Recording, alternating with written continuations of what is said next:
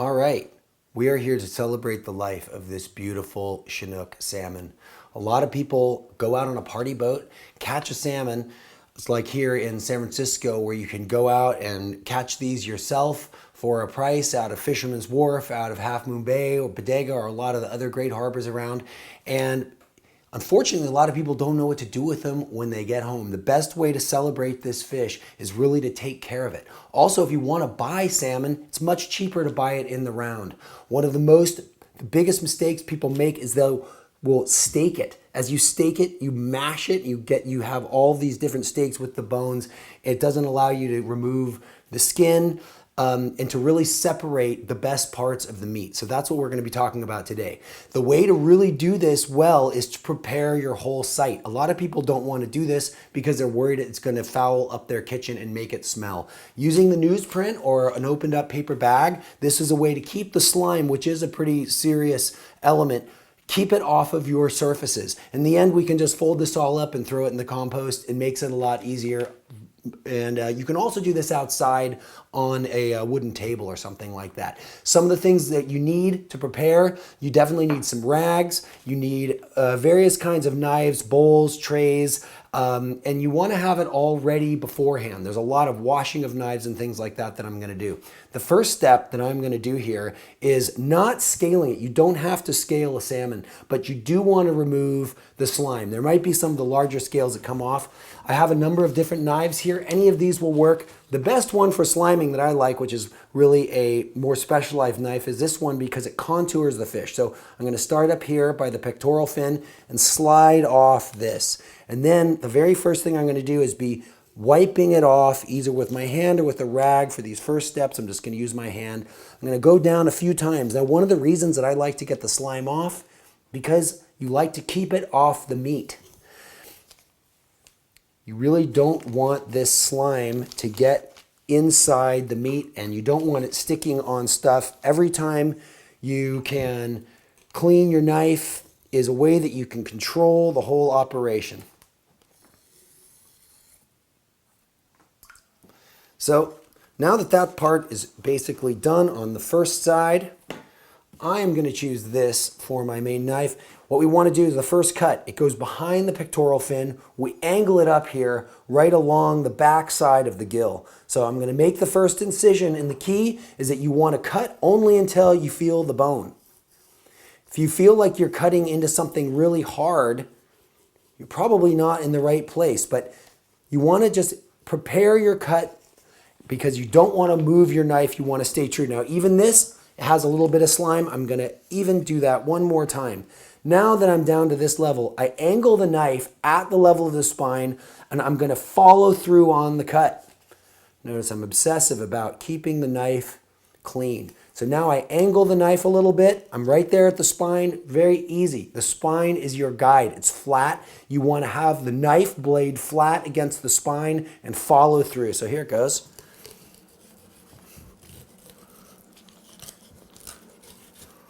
Sometimes the pectoral fin will get cut in there and sometimes not. So this first side is coming off pretty easy. Wow, there it is. What beautiful, bright orange meat. Now, of course, this has a lot of keratin in it. And that comes from the krill that they eat, much like a flamingo that actually incorporates the red of the organism into their meat. So the first thing I'm going to do is take this and put it on the side, and I'm going to keep that kind of out of the way, keep as many of the scales off of the meat as possible. Before I turn the fish over, I might as well deal with this extra meat. This meat could be lost. This is in fact the stuff that locks are made out of. So I'm going to continue, again, it's easy to forget, I'm going to continue to clean my knife off, and I actually have this rag here, which is probably the better one. And then I'm going to go right in along the edge, and I'm really going to just work these areas to get these beautiful little pieces that I'm going to put in other little bowls that I have around here. So having all of your little bowls prepared is key. And notice I'm not putting the little pieces with the big pieces. I'm not putting these little pieces that have no scale with the big pieces that do have scales. Also, you notice that none of this has any bones or any fins in it. A salmon is pretty cool because about 20% only is waste. So in other words, 80% of the fish is edible. And even the parts that aren't edible, technically, like the bones, can be used in fish stock. So it's worth really separating them out. Now this part of the belly meat, it didn't come off. So you might have to do some kind of detail work here with a little effort. You can basically separate the bone. It's going to also go, I'll put those pieces of the locks in one bowl and the other stuff another. Now this is another cut that you can continue to get a little more meat out by going in, turning the blade, and cutting that. So the idea is before we move the fish around, we want to get as much of the stuff out. Every time we have to move the fish is a time that you're going to be potentially fouling the meat, a time that you are also fouling your newsprint. So now that that side is done, I'll go ahead and I'll do the head here. There's some cheek meat in here. So you can go in right underneath the eye. And this is the densest muscle in the entire fish. Now, of course, this could be wasted. Maybe this isn't done perfectly, but we can get a lot of this beautiful meat out. And you'll notice it has a different color. Much like, say, the hand meat on a monkey, which I personally wouldn't like to eat. It's a very different kind of meat because it's so dense, and the most used muscle is this jaw muscle. So now we're going to turn this fish over. There's really not much slime on there. Sometimes you might want to replace the newsprint if it really were slimy. As much as possible, you want to have the fish dry. The fish is really cold is another great thing. When the fish is cold, it means that it's stiff. And the stiffer the fish, the easier it is to process. Of course, it also preserves the fish. So the real initial cleaning of the fish, the gutting of the fish and bleeding of the fish happens early. The very first thing that happens when you catch this fish is you cut the gill. And the gills are out of here now, but you cut the gill, and that, as the fish is sitting on the boat, it's bleeding out to make sure that it's not just kind of stewing in its own blood.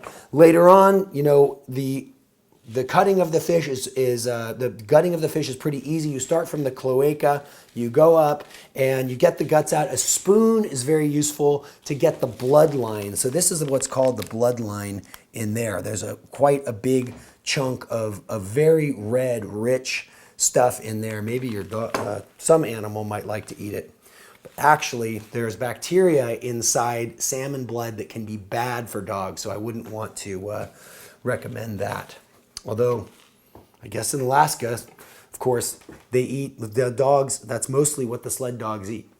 Anyway, so here we're going to do this again on this side, following the same routine. So now that I've got the right angle on the knife, and the key is to follow through, you do not want to have to reposition the knife. If you reposition the knife, you're going to get a hack job. So it's all about take your time, make sure that the knife angle is flat, and you just follow through. The second side can be a little more difficult because at this point, the shape of the fish has really changed once half of the fish is gone, the form of the fish, that is. So right now I'm kind of working to not incorporate this pectoral fin. Of course, going down towards the caudal fin, which is also the tail. Now, if I wanted to remove the skin from this fish, a pretty good way to do it is to actually don't cut this part. You want to leave that there. So now I'm going to do the scooch move. I'm going to scooch this whole part of the fish up. Put this here. And the reason that I like to keep it there sometimes is because it gives you something to hold on to. This is a handle. If you cut it, you have a slippery thing. It's really hard to deal with. So again, I don't want to be forgetting to clean my knife, and I might as well clean my hands once in a while. I don't want to lose my voice. All right, so now I'm going to start here at the tail. And just like with the spine, you cut down just until the skin. If you cut too deep, then you've kind of lost your handle. So you want to take your time, get to that point, flatten out the knife, and then, like so, hold on, choke up a little bit. And it's really about keeping the angle of the knife the same and moving the handle. And there we are essentially taking the skin off of the meat. Now, the skin should not be wasted. The skin has the most omega-3 fatty acids. It's all of those rich oils. Some people don't like the skin.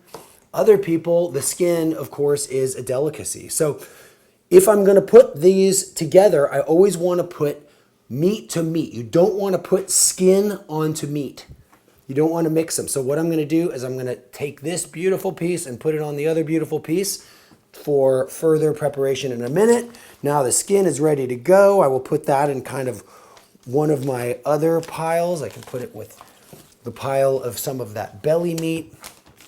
And now we're going to go for those lock pieces again. Straighten this out. And you know what? It's gotten to the point where I need some newsprint. So luckily I brought some more. But when your paper starts falling apart, you might as well just re-up on the paper. Because a messy piece of paper is going to lead to a messy cleaning job. Of course, all of this can just be composted in the end. But for now, we'll just go ahead and clean that up a little bit. Makes your cleaning job that much easier. Keeps all of the people in your house happy so you don't have to have a big mess and a smelly kitchen. And where is that knife? Well, luckily I have this knife. Okay, so I'm going to go through and I'm going to take out that lock meat again.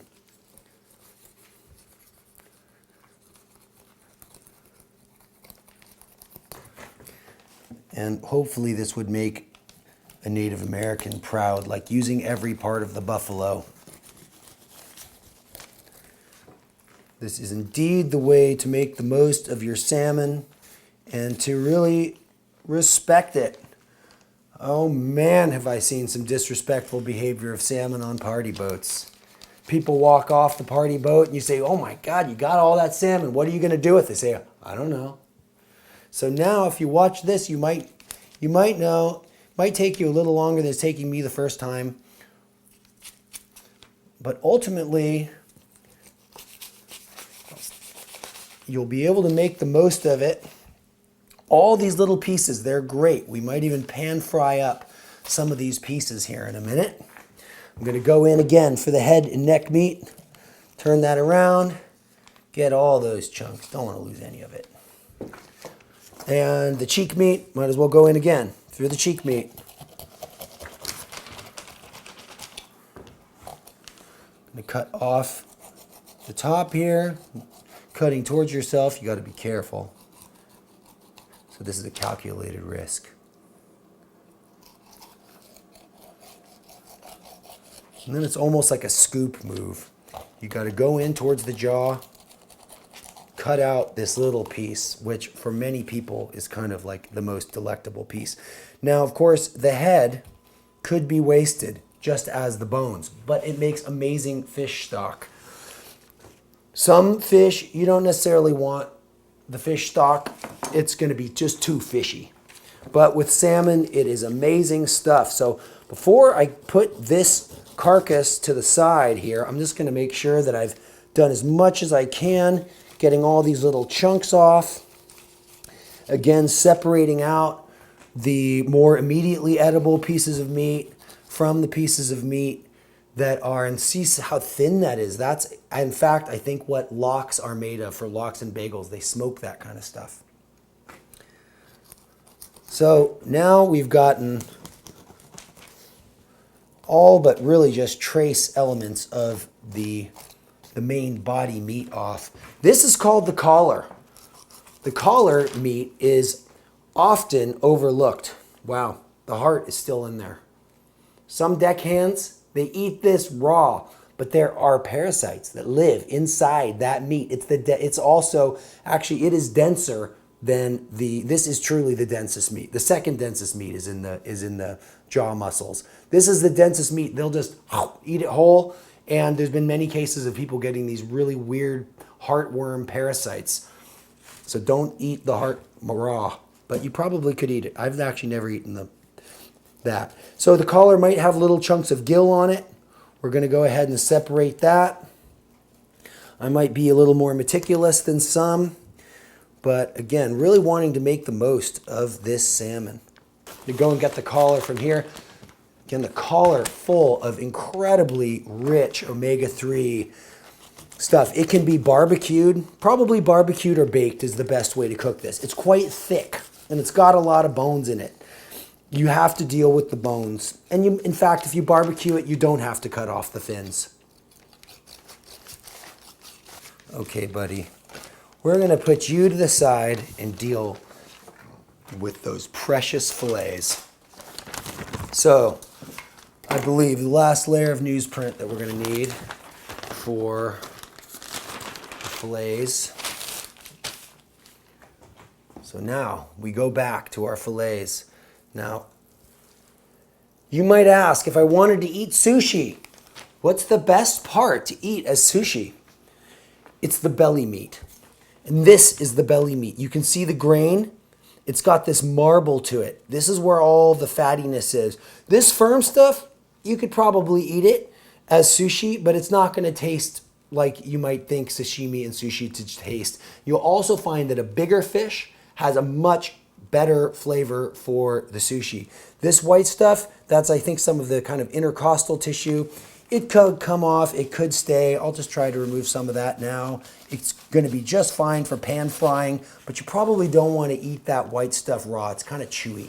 It might taste a little weird too, raw, but it'll taste great in the frying pan.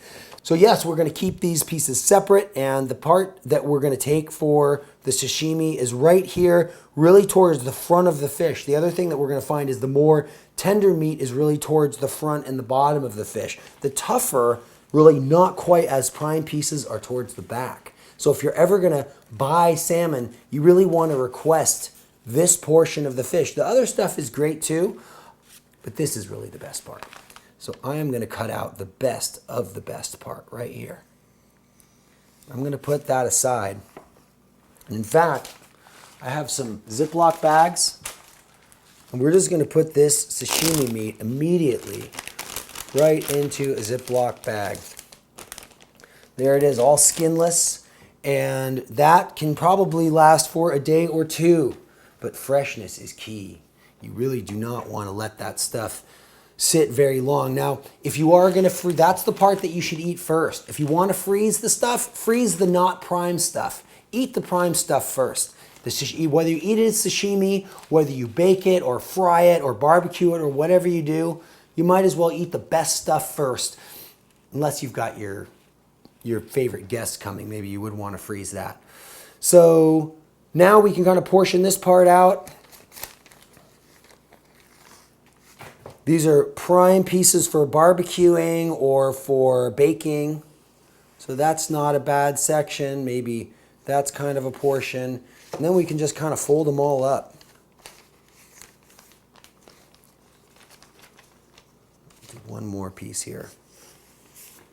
So then I'm going to put all those in one pile. Put those on my tray over here. So like I was saying earlier, it's really good to have all of your stuff ready. You'll find that anything you touch with slimy hands might smell. So being prepared in the beginning means you don't have to go looking through your kitchen for all of the different elements that are going to make this the most efficient way possible. So I do need another newsprint because this is the part that still has the skin on it. So we're going to lay that down, skin side first. And this one we will keep all as one, we'll we'll cut the sashimi out and we will take the skin off of that. But we're going to leave the rest of this because it's actually great to barbecue this with the skin on. We're really going to do the cooking part later, but whenever you cook salmon, you always want to cook the skin side first. I'm sorry, that's wrong. You want to cook the skin side second. The skin holds it all together. The idea is that we want to put the skin side up, and then once it's been cooked on one side, we turn it over. And the reason for that being that the skin flares up a lot also. So you want that flaring part to happen last, and you'll often notice that it sticks to the grill. And there's a secret trick to that, which is basically really high heat, 30 seconds on either side. That's how you get the good grill marks. Then you move it to the colder part of the grill, the cooler part of the grill on medium or low heat, and you can cook it longer. If you can get rid of those initial oils and the stickiness of it, it won't stick to your grill, and you'll have a much nicer looking piece. It won't fall apart on the grill. So again, I'm going to go straight in, and this is the lateral line. This line right here, this is a really good guide to show you where that best sashimi meat is. We're going to go right here by the pectoral fin. We're going to put, let's see, I'm going to have to reposition this. So sometimes we find that we do have to reposition the fish in order to get the best angle possible. So because I've only been touching, now I don't have to clean my knife as much because there's not slime, there's not scales. So again, that is just the most prime part of this fish. And a sushi expert, I'm sure, would teach me a lot about how to properly do this more. But as far as doing it yourself goes, this is one way to, at least in a very rudimentary way, separate and take care of that sashimi meat.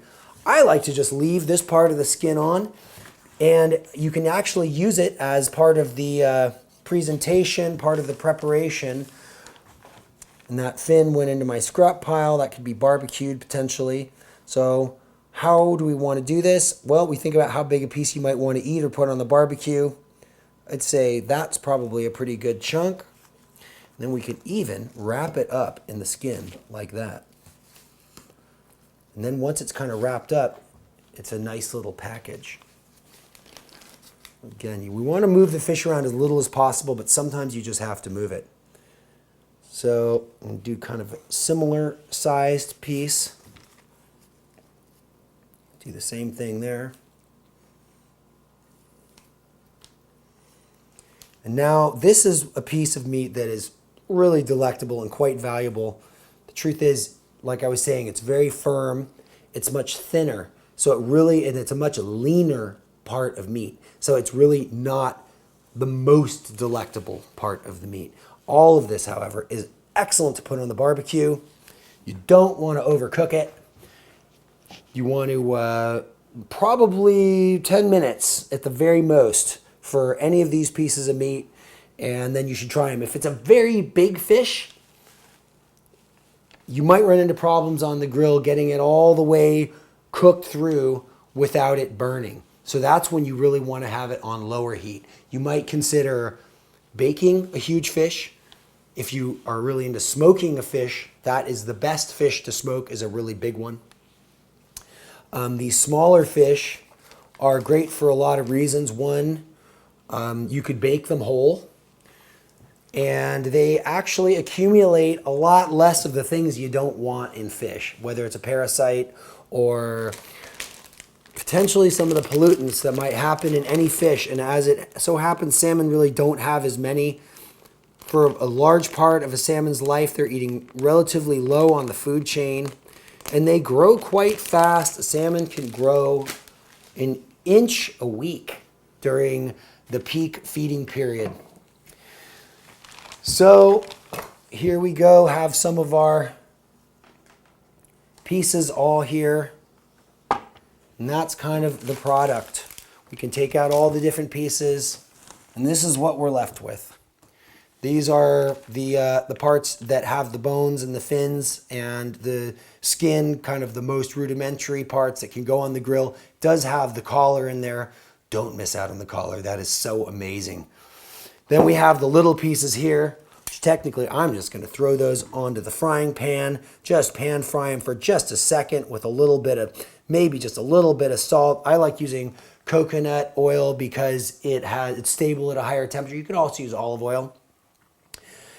And then we have our most prime chunks, which are the sashimi chunks that are the belly meat. And then we have really the rest of the fish. We have one version of it is the stuff with the skin on it. And that's great for the barbecue.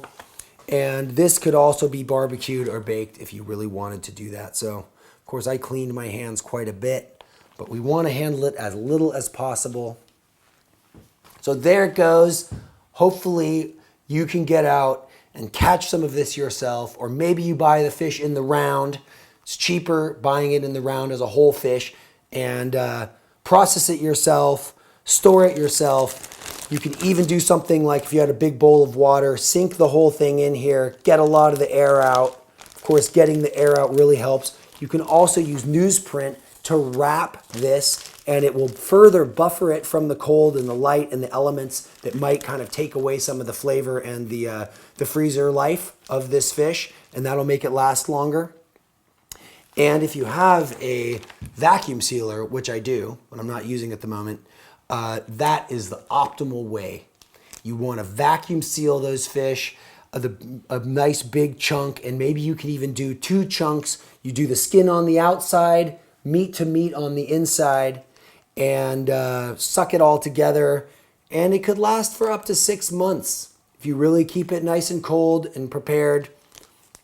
And after the salmon season's done, you can wow all your friends by having freezer fresh salmon, which is a close second to fresh salmon. So we're going to go eat this. 3 to 5 minutes max for this thin stuff. Oh man, I'm just going to eat the first piece right now. Oh, food of the gods.